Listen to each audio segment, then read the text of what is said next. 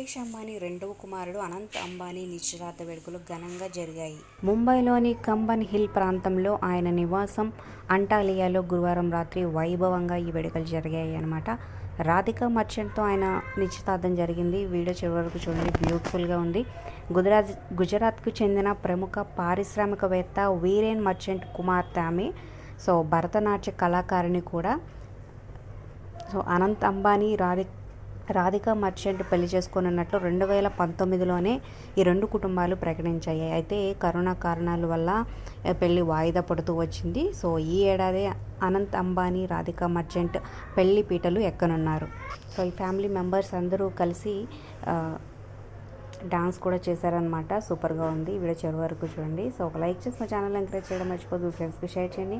మరిన్ని వీడియోస్ కోసం సబ్స్క్రైబ్ చేసుకొని పక్కనే ఉన్న బెల్ ఐకాన్ ప్రెస్ చేసి ఆల్ అనే నోటిఫికేషన్స్